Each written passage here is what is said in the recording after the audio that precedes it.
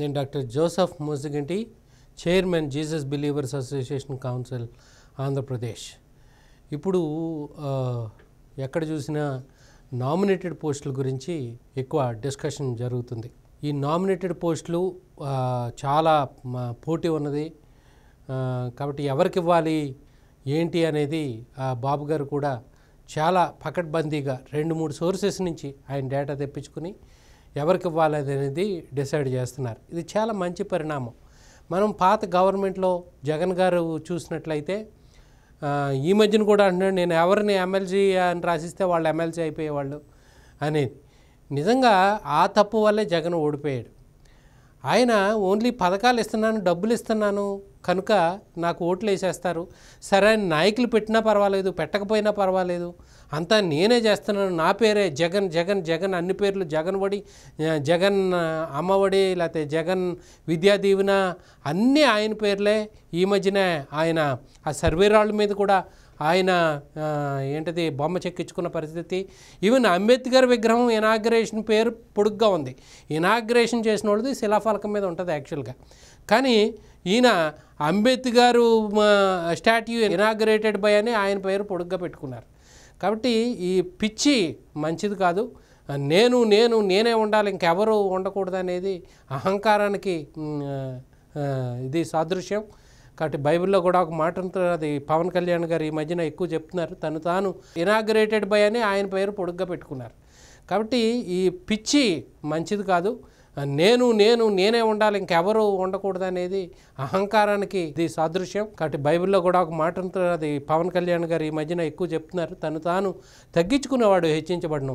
Self confidence, లేకపోతే self respect, లేకపోతే faith, ఇవన్నీ బ్యాలెన్స్డ్లో ఉంటాయి. ఆ బ్యాలెన్స్ తప్పితేనే అహంకారానికి దారితీస్తుంది. కాబట్టి బాబు గారు కూడా ఈ పదవుల్లో ఆయన చాలా చేస్తున్నారు. కానీ ఆ పదవులు ఒక పార్టీకే కష్టపడటం కాకుండా కమ్యూనిటీతో కూడా కనెక్షన్ ఉన్న వాళ్ళకి గనక ఇస్తే, కమ్యూనిటీకి సేవ చేసే వాళ్ళకి, ఇప్పుడు బీసీ కార్పొరేషన్ ఉన్నాయి, లేకపోతే ఎస్సీ కార్పొరేషన్ ఉన్నాయి, క్రిస్టియన్ కార్పొరేషన్ ఉన్నాయి, ఇలాంటి కార్పొరేషన్ చైర్మన్లు ఓన్లీ పార్టీ కోసమే కష్టపడకుండా వాళ్ళు సమాజానికి సేవ చేస్తున్నారా లేదా, లేకపోతే సమాజంతో కనెక్షన్ కలిగి ఉన్నారా లేదా అని చూసి అలాంటి వాళ్ళకి ఇస్తే కనుక వాళ్ళకి అటు పార్టీకి మంచి పేరు వస్తుంది, ఇటు సమాజానికి బెనిఫిట్ అవుతుంది. కనుక రేపు మంచి ప్రభుత్వానికి మంచి పేరు వస్తుంది, రేపొద్దున ఓట్లు వస్తాయి కూడా. ఏదో డబ్బులు ఇచ్చి జగన్ కొనుక్కోవాలనుకున్నాడు, కానీ ఇక్కడ మనం చేస్తే కనుక మన పేరు పెట్టుకోక్కర్లేదు, ఏం పెట్టుకోక్కర్లేదు, ఆటోమేటిక్గా అభిమానంతో వాళ్ళే ఓట్లు వేస్తారు. ఇప్పుడు అంబేద్కర్ ఆయన బర్త్డే చేసుకున్నాడో లేదో లేకపోతే కానీ ఇప్పుడు ఆయన బర్త్డే ప్రపంచం అంతటా చేస్తున్నారు. అలాగే ఏ మూలకెళ్ళినా ఆయన విగ్రహాలు ఉన్నాయి. ఎందుకని ఆయన అంత మంచి పని చేశాడు కనుక ఆయనేమి నా విగ్రహాలు ఉండాలి, నా ఫోటో చెక్కించుకోవాలి, సరిహద్దు రాళ్ళ మీద కూడా నా ఫోటో చెక్కించుకోవాలి ఆయన ఎప్పుడూ అనుకోలే. ఆయన పని చేసుకుంటా పోయాడు, సమాజానికి మంచి చేశాడు. కాబట్టి ఏ మూలకెళ్ళినా దేశంలో ఆయన విగ్రహం ఉంటుంది. కాబట్టి మనం మంచి పని చేసుకుంటా పోతే అదే మన పేరు గుర్తుపెట్టుకుంటారు. ఏదో అన్నిటికీ జగనన్న పేరు పెట్టుకుంటేనే నన్ను గుర్తుపెట్టుకుంటారు అనేది కాదు.